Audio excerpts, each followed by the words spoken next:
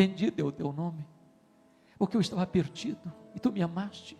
Eu era escravo e tu me amaste. Eu estava nas trevas e tu me amaste. Eu estava no poder de Satanás, no império das trevas, e tu me amaste. Apesar de mim, tu me amaste. E tu mandaste o teu filho. E agora, Senhor, eu reconheço que o teu filho foi para a cruz, em meu lugar, em meu favor.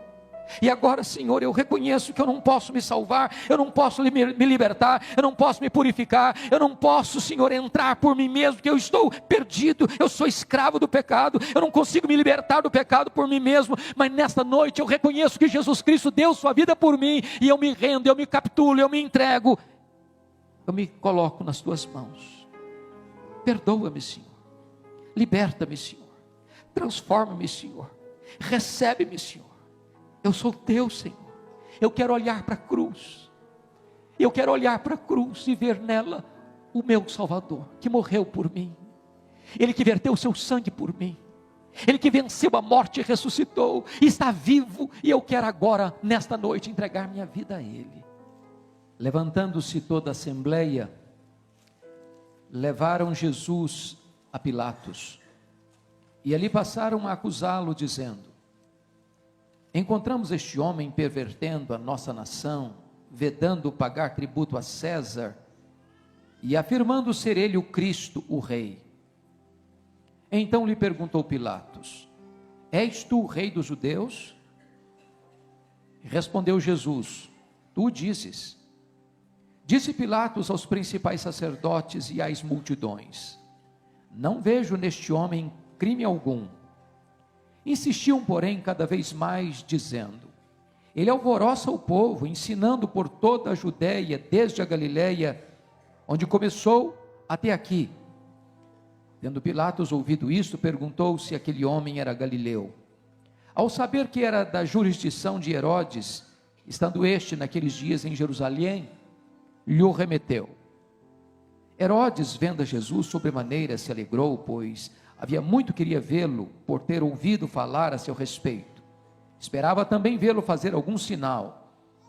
E de muitos modos o interrogava. Jesus, porém, nada lhe respondia.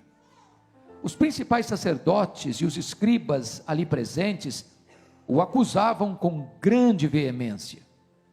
Mas Herodes, juntamente com os da sua guarda, tratou-o com desprezo e, escarnecendo dele, fê-lo vestir-se de um manto aparatoso e o devolveu a Pilatos. Naquele mesmo dia, Herodes e Pilatos se reconciliaram, pois antes viviam inimizados um com o outro.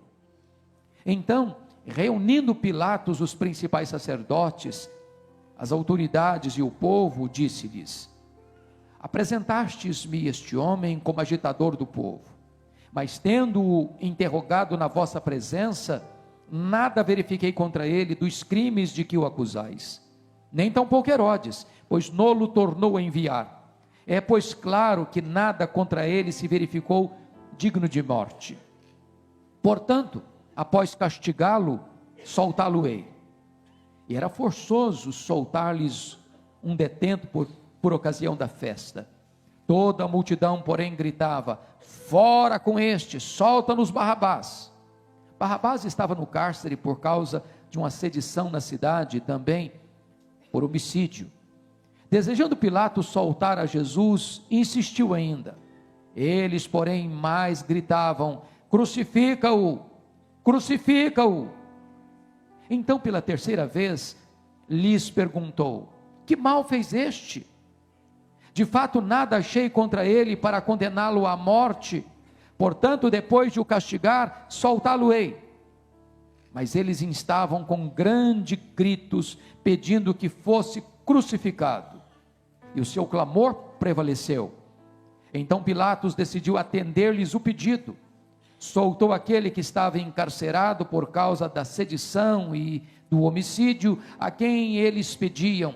E quanto a Jesus, entregou-o à vontade deles. Ainda, vamos ler Atos dos Apóstolos, capítulo 2, versos 22 e 23.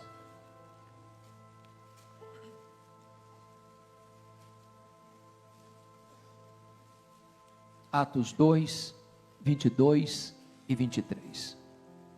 O apóstolo Pedro, pregando em Jerusalém, diz o seguinte: varões israelitas, atendei a estas palavras.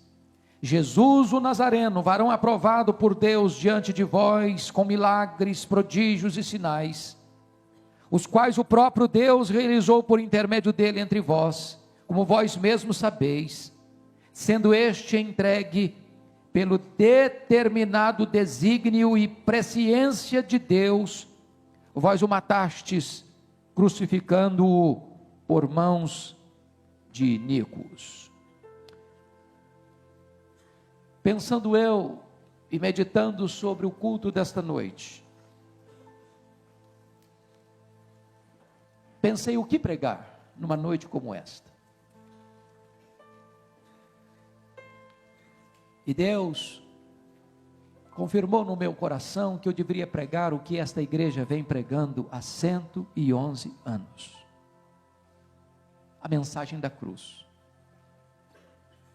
A morte de Jesus Cristo para nos dar salvação e vida eterna. Pensando como o apóstolo Paulo, eu nada quero saber a não ser pregar Cristo e este crucificado. Mais uma pergunta quero levantar como tema desta mensagem: a morte de Cristo foi o maior crime da história? Ou a morte de Cristo foi a maior prova do amor de Deus por nós?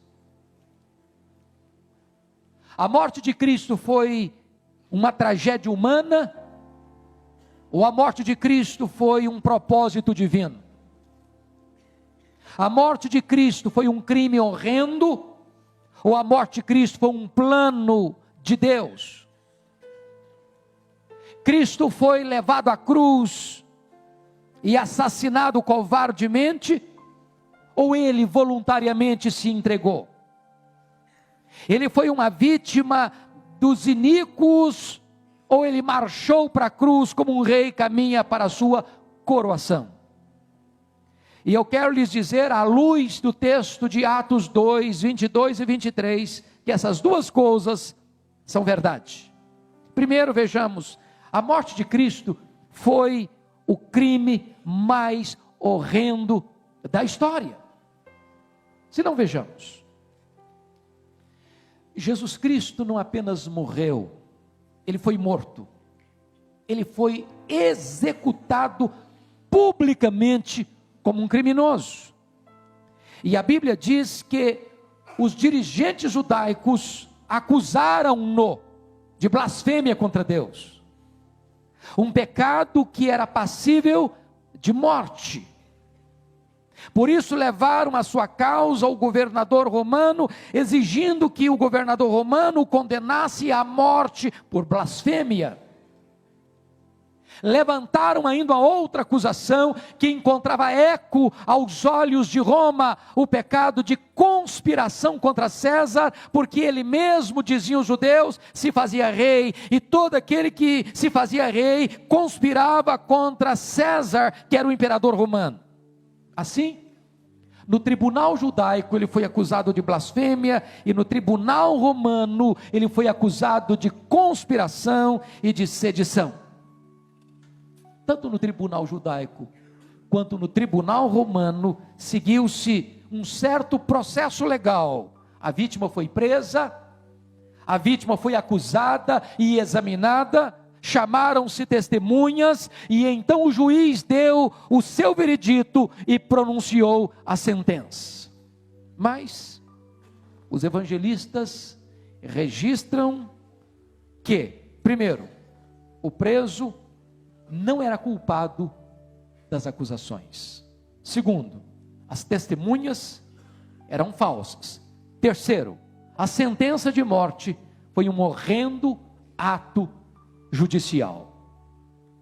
Desta maneira, queridos irmãos, a Bíblia nos informa que tanto os judeus quanto os romanos, tanto as autoridades religiosas como as autoridades políticas, se mancomunaram para condenarem a Jesus Cristo, Filho de Deus, à morte e morte de cruz. Mas levanta-se aqui uma questão: quem levou Jesus à morte? Primeiro, do ponto de vista humano, Pilatos, por covardia, entregou Jesus para ser crucificado. E esse texto que nós lemos nos informa no verso 2, Lucas 23, 2. E ali passaram a acusá-lo, dizendo: encontramos este homem pervertendo a nossa nação, vedando pagar tributo a César e afirmando ser ele o Cristo, o Rei. Vale destacar, à luz desse texto, que por 3 vezes, Pilatos diante de Jesus, interrogando Jesus, olhando para a acusação feita contra Jesus, observando os fatos e as motivações por trás dos fatos, reconhece que Jesus Cristo é inocente. Se não, vejamos, quando o Sinédrio lhe enviou o caso, no verso 4 está escrito a primeira vez: não vejo neste homem crime algum. A segunda vez, sabendo que Jesus era da região administrativa da Galileia, e lá na Galileia havia um outro gerente político, que era um tetrarca, que era Herodes. Sabendo que Herodes estava em Jerusalém na festa da Páscoa, transfere Jesus para Herodes, tentando livrar-se da responsabilidade daquela decisão. Herodes recebe Jesus, quer ver um milagre operado por Jesus. Jesus se cala diante de Herodes. Herodes escarnece de Jesus e devolve Jesus a Pilatos, não trazendo sobre ele qualquer sentença. Quando Pilatos recebe novamente Jesus, no verso 14 está escrito: apresentastes-me este homem como agitador do povo, mas tendo-o interrogado na vossa presença, nada verifiquei contra ele dos crimes de que o acusais. A segunda vez, Pilatos reconhece que ele é inocente. Mas, diz a Escritura, que agora, da terceira vez, no verso 22, está escrito assim: então pela terceira vez lhes perguntou: que mal fez este? De fato nada achei contra ele para condená-lo à morte. Portanto, depois de o castigar, soltá-lo-ei. 3 vezes o juiz que vai julgá-lo reconhece que o réu é inocente. Se não bastasse isso, uma 4ª vez, a mulher de Pilatos diz para ele: não te envolvas com este justo. Logo, eu chamo a sua atenção que Pilatos, aquele que condena Jesus, reconhece que ele não tem crime. Mas Pilatos tenta evasivas, porque você e eu, à semelhança de Pilatos, estamos diante de Jesus. E nós precisamos tomar uma decisão em relação a Jesus. Nós também não podemos ficar neutros em relação a Jesus. E Pilatos tentou 4 evasivas. A primeira delas, transferindo a responsabilidade da decisão para Herodes. Segundo lugar, tomando meias medidas. Quando está escrito nos versos 16 e 22, portanto, depois de castigá-lo, soltá-lo-ei. Mas esta é uma ação covarde e criminosa. Porque se ele estava convencido de que Jesus era inocente, não podia castigá-lo, tinha que soltá-lo. E ele toma meias medidas para agradar os judeus, quer açoitá-lo, mas para ser coerente com a sua consciência, quer soltá-lo. A terceira tentativa de Pilatos foi fazer a coisa certa, soltar Jesus da forma e motivo errados, pela escolha da multidão, propondo Barrabás ou Jesus, um homem que era um sedicioso e um assassino, e Jesus. Mas a multidão escolhe Barrabás e grita: crucifica Jesus. E finalmente ele tenta protestar sua inocência, segundo Mateus 27, 24, lavando as suas mãos. Eu quero dizer para você nesta noite, que você hoje está diante de Jesus. Você não pode ser neutro. Quem não é por mim, é contra mim. Qual é a decisão que você vai tomar diante desse fato? O que Pilatos fez? Diz a Bíblia que Pilatos cedeu, entregando Jesus para ser crucificado por 4 motivos. Primeiro, confira comigo o verso 23 do texto lido. Mas eles estavam com grandes gritos pedindo que fosse crucificado, e o seu clamor prevaleceu. O clamor da multidão foi uma voz mais alta do que a voz da sua consciência. Segundo, verso 25. Verso 24, então Pilatos decidiu atender-lhes o pedido da multidão, falou mais alto do que a sua consciência. Terceiro, olha comigo o verso 25, quanto a Jesus, entregou à vontade deles, a vontade do povo prevaleceu. E quarto lugar, a pressão da multidão. João 19:12 diz, se tu soltas a este Jesus, não és amigo de César. E este homem deixa de tomar sua decisão, em virtude de estar conscientemente certo da inocência de Jesus, e condena Jesus, apesar de ter completa convicção de que ele é inocente. Ele não tomou a decisão certa. A conveniência foi maior do que a convicção. Portanto, chegamos à primeira conclusão: a morte de Cristo foi um crime horrendo, porque a sentença foi injusta. Foi injusta. Segunda coisa que eu chamo a sua atenção: o povo judaico e os sacerdotes levaram Jesus à cruz, porque acusaram Jesus motivados pela inveja. Eles eram líderes, e Jesus Cristo ensinava o povo como quem tem autoridade, e eles não tiveram inveja de Jesus, ou não acusaram Jesus porque viram em Jesus qualquer erro, acusaram Jesus porque viram nele o que era certo, e eles por inveja, e eles por ciúmes, acusaram Jesus diante do governador romano. Então chegamos a uma segunda conclusão: a morte de Cristo foi um crime horrendo, porque as acusações contra ele foram falsas, blasfêmia e sedição. Mas Jesus foi à cruz também por causa de Judas Iscariotes, que vai traí-lo por ganância, entregando-o às autoridades judaicas por 30 moedas de prata. E Judas, mesmo traindo Jesus por causa de dinheiro, por causa da ganância, vendendo a sua consciência, reconhece que Jesus é inocente, quando ele mesmo confessa: eu traí sangue inocente. E ele não apenas faz isso, ele devolve o dinheiro, e não apenas faz isso, dá mais um passo e comete suicídio. Então, diante disso, irmãos, nós chegamos a uma outra conclusão: a morte de Cristo foi um crime horrendo, porque Judas o traiu e o entregou aos sacerdotes por ganância, os sacerdotes o entregaram a Pilatos por inveja, e Pilatos o entregou aos soldados por covardia, e eles o crucificaram. A morte de Cristo foi o maior crime da história. Mas eu quero dizer para você nesta noite que nós também matamos Jesus com os nossos pecados.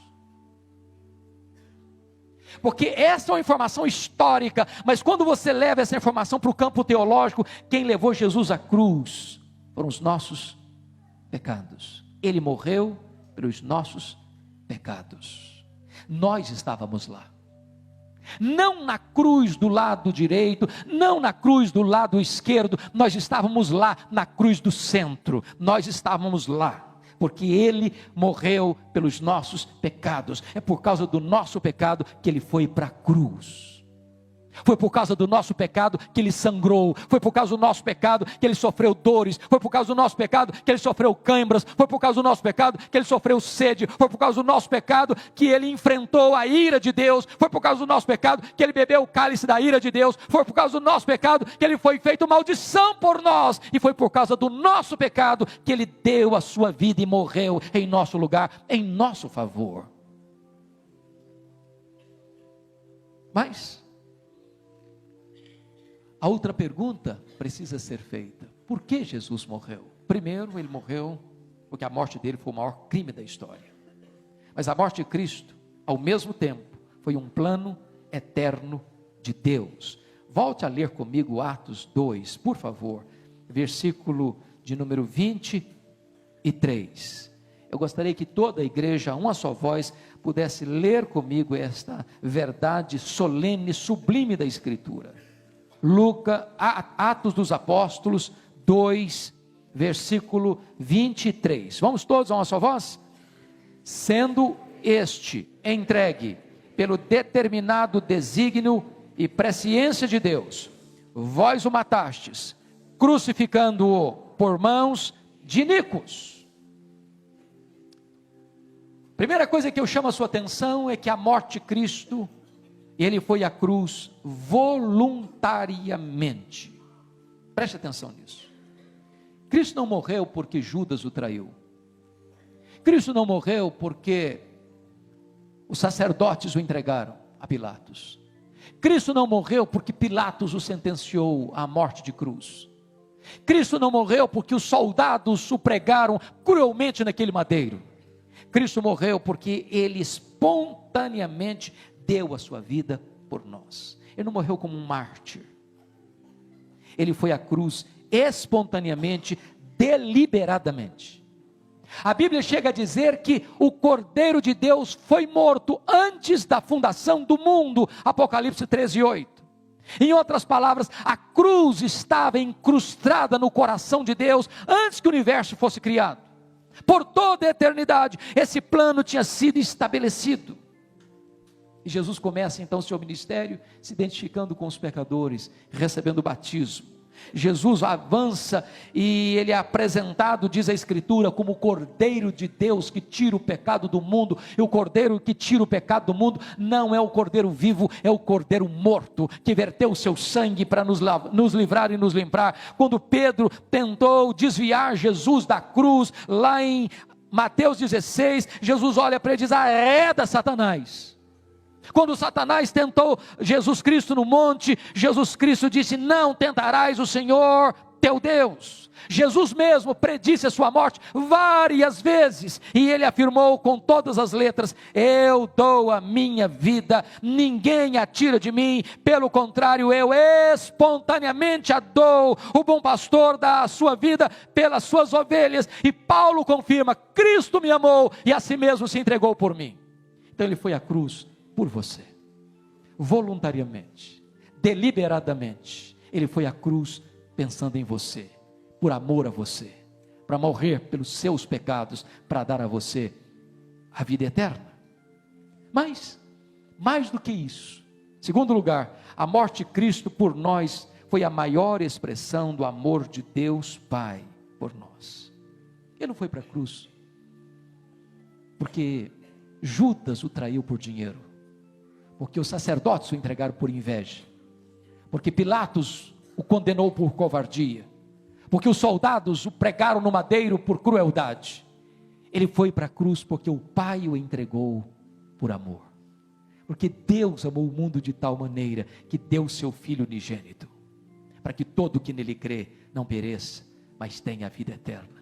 Paulo chega a dizer em Romanos 8:32 que Deus não poupou o seu próprio Filho, antes por todos nós o entregou. E a Bíblia afirma categoricamente que Deus prova o seu amor para conosco pelo fato de ter Cristo Jesus morrido por nós, sendo nós ainda pecadores. Então, eu quero dizer para você algo sublime. Ele morreu por você, ele morreu por mim, ele morreu por nós. O bom pastor dá a vida pelas suas ovelhas. Ele disse, quando instituiu a ceia: este é o meu corpo, que é dado por amor de vós. A Bíblia diz que ele foi traspassado pelas nossas transgressões, ele foi moído pelas nossas iniquidades, ele foi ferido por causa dos nossos pecados, e Deus fez cair sobre ele a iniquidade de todos nós. E a Bíblia diz categoricamente: ele morreu pelos nossos pecados, levando sobre si a nossa enfermidade, as nossas dores, os nossos pecados. O castigo que nos traz a paz estava sobre ele, pelas suas pisaduras nós somos sarados. E a cruz de Cristo foi exatamente o instrumento que Deus usou para nos tirar da escravidão, no cativeiro, da opressão do diabo e nos trazer vida e vida eterna. E eu quero pensar com você duas coisas. Primeiro, o que isso significa? Que implicação tem isso? A primeira implicação é a gravidade do nosso pecado. Você já parou para pensar que não teve uma outra alternativa para Deus salvar você e a mim, a não ser que o seu filho morresse naquela cruz? O pecado é tão maligno a esse ponto, que para Deus nos perdoar e nos lavar do nosso pecado e nos redimir do nosso pecado, foi necessário que o Filho de Deus morresse. Porque o salário do pecado é a morte. E para que você não morresse, Deus, sendo justo, precisou punir o seu substituto. E Jesus Cristo assume o seu lugar como seu substituto e sofre o golpe da lei que você devia sofrer, e bebe o cálice da ira de Deus que você devia beber, e sofre no seu corpo as penalidades que você devia sofrer, e sofre a morte que você devia morrer, e Ele paga com o seu sangue a dívida que você precisava pagar e não podia pagar. Ele morre pelos seus pecados.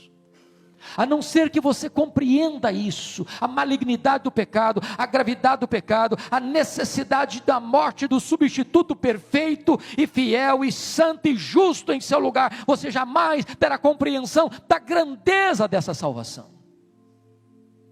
Você não pode limpar-se dos seus pecados, você não pode purificar os seus próprios pecados, você não pode perdoar os seus próprios pecados, nenhuma igreja, nenhuma religião, nenhum rito sagrado, nada que você faça pode aliviar você da culpa do pecado, da mancha do pecado, da condenação do pecado. E por isso Jesus foi à cruz, para que você fosse salvo, para que você fosse liberto, para que você fosse perdoado, para que você fosse transformado, para que você se tornasse filho de Deus. Mas ainda, a morte de Cristo revela a maravilha do amor de Deus, além de qualquer compreensão. Pense comigo nisso. A cruz de Jesus não foi um plano B, porque o plano A fracassou. É um plano eterno. Deus criou o homem, e o homem pecou contra Deus. Mas Deus sempre manteve intacta, sem qualquer alteração, o seu plano eterno, de dar o seu filho para morrer por você. Apesar da sua rebeldia, apesar da dureza do seu coração, apesar da sua desobediência, apesar da impureza da sua alma, apesar da incredulidade do seu coração, apesar da resistência que você oferece a Deus, Deus nunca recuou 1 centímetro do projeto dele de dar o seu filho por você. Mesmo que você era inimigo dele, mesmo que você era pecador, mesmo que você era ímpio, mesmo que você era fraco, mesmo que você dava as costas para Deus e era inimigo de Deus, Deus nunca recuou. Ele sempre manteve intacto o seu projeto de dar o seu filho para morrer por você. Tão grande amor, tão sacrificial amor, tão eterno amor, tão bendito amor. Mas hoje eu quero concluir fazendo uma pergunta a você. O que você fará diante deste amor? Porque a Bíblia diz que se você recusar essa proposta de Deus, só resta para você uma terrível expectativa de juízo. Se você recusar a graça de Deus, a Bíblia pergunta: como você escapará se você negligenciar tão grande salvação? A Bíblia diz que se você recusar essa proposta de Deus, você está fechando com as suas próprias mãos a porta da graça, e não há nenhuma outra possibilidade de você ser salvo, porque a única proposta de Deus, o único recurso de Deus para a sua salvação é esta, é Jesus Cristo, o Filho de Deus. Se você o recusar, não há esperança de salvação para a sua vida. O Espírito Santo de Deus está aqui hoje, e é o Espírito Santo quem nos convence do nosso pecado, é o Espírito Santo quem nos revela Jesus, é o Espírito Santo quem nos apresenta Jesus, e o Espírito Santo está aqui hoje para dizer o seguinte: Ele amou você, Ele se entregou por você, Ele foi à cruz por você, Ele derramou o seu sangue por você, e hoje a porta da graça está aberta, e hoje o convite da graça é feito ao seu coração. Se você rejeitar a voz do Espírito Santo, então você está fechando a porta por completo. A única forma de você ser salvo é pela graça de Deus, é pelo sangue do Cordeiro, é por Jesus Cristo, aquele que deu a sua vida por você. Qual é a sua decisão? É preciso você crer, é preciso você entender e olhar para a cruz e dizer: Senhor, bendito é o teu nome, porque eu estava perdido e tu me amaste, eu era escravo e tu me amaste, eu estava nas trevas e tu me amaste, eu estava no poder de Satanás, do império das trevas, e tu me amaste, apesar de mim tu me amaste, e tu mandaste o teu filho, e agora, Senhor, eu reconheço que o teu filho foi para a cruz, em meu lugar, em meu favor. E agora, Senhor, eu reconheço que eu não posso me salvar, eu não posso me libertar, eu não posso me purificar, eu não posso, Senhor, entrar por mim mesmo, que eu estou perdido, eu sou escravo do pecado, eu não consigo me libertar do pecado por mim mesmo, mas nesta noite eu reconheço que Jesus Cristo deu sua vida por mim, e eu me rendo, eu me capitulo, eu me entrego, eu me coloco nas tuas mãos. Perdoa-me, Senhor, liberta-me, Senhor, transforma-me, Senhor, recebe-me, Senhor. Eu sou teu, Senhor. Eu quero olhar para a cruz. Eu quero olhar para a cruz e ver nela o meu Salvador, que morreu por mim. Ele que verteu o seu sangue por mim. Ele que venceu a morte e ressuscitou, e está vivo, e eu quero agora, nesta noite, entregar minha vida a Ele. Eu quero que você feche os seus olhos, você curva a sua fronte, que você faça hoje uma decisão importante, a mais importante, porque neutro você não pode estar. Em relação a Jesus não tem neutralidade, ou você o recebe, ou você o rejeita, ou você vira o seu rosto para Ele, ou as costas para Ele, ou você ajunta com Ele, ou você espalha contra Ele. Se você não é por Ele, você é contra Ele. Mas Ele é por você, Ele amou você, Ele veio ao mundo por você, Ele morreu por você, Ele ressuscitou por você, Ele está à destra de Deus intercedendo por você, Ele voltará para você, e hoje Ele quer entrar no seu coração, fazer morada na sua vida, transformar a sua história.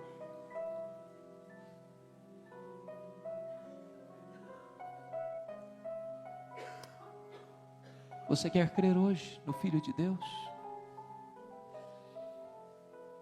Certa feita, enquanto você com a sua cabeça curvada, em oração, um grande homem na Europa, muito rico, viajava de trem, primeira classe, e ele era dono daquele empreendimento. Tinha um dos empregados que era o maquinista, um homem crente, fiel a Deus, e aquele trem em alta velocidade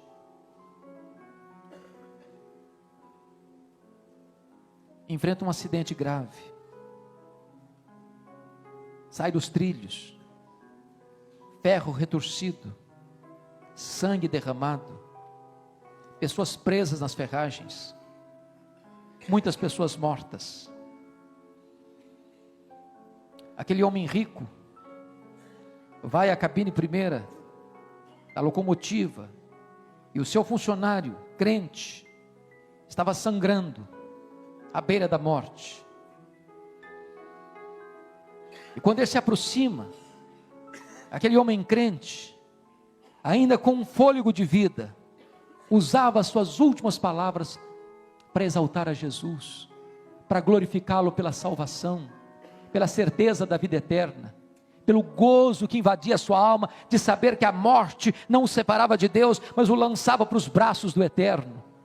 E aquele homem rico encostou bem a sua cabeça perto daquele homem que sussurrava essas palavras de adoração e louvor, e disse para ele: eu daria tudo que eu tenho para ter a fé que você tem, a confiança que você tem, a certeza que você tem, a alegria que você tem, a paz que você tem.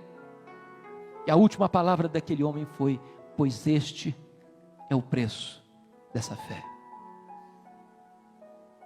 Com tudo que você é, com tudo que você tem, ponha a sua confiança em Jesus, creia em Jesus, e você receberá a vida eterna. Eu quero orar por você. E se você nesta noite deseja entregar sua vida para Jesus, Ele que não levou em conta a ignomínia da cruz, a vergonha da cruz, mas por amor a você, com alegria, diz a Bíblia, a alegria que lhe estava proposta, Ele foi à cruz por você, e você quer entregar sua vida a Ele nesta noite. Eu quero colocar sua vida diante de Deus. Senhor Deus, como nós poderíamos descrever o Teu amor por nós? Como nós poderíamos pintar este quadro, deste cenário ocorrido lá no topo daquela montanha da caveira, do Teu Filho, Teu único Filho,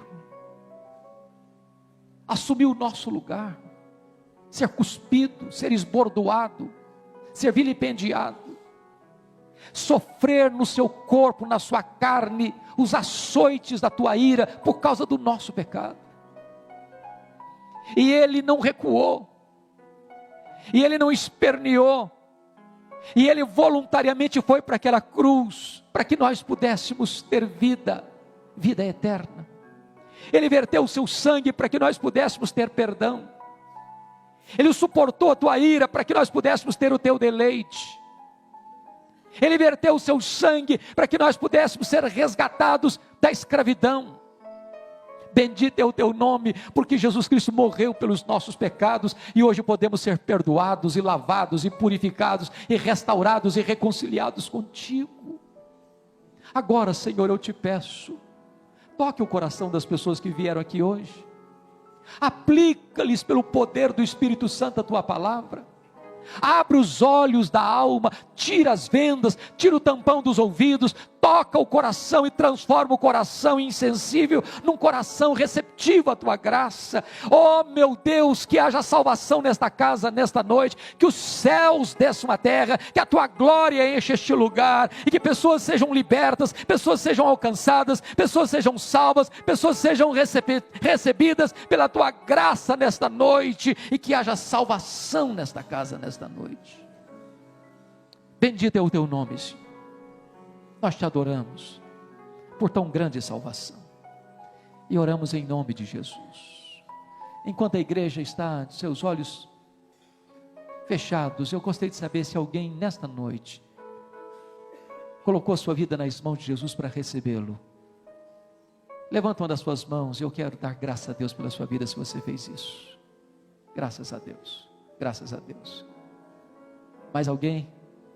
Mais alguém? Graças a Deus, graças a Deus. Mais alguém na galeria? Graças a Deus, graças a Deus.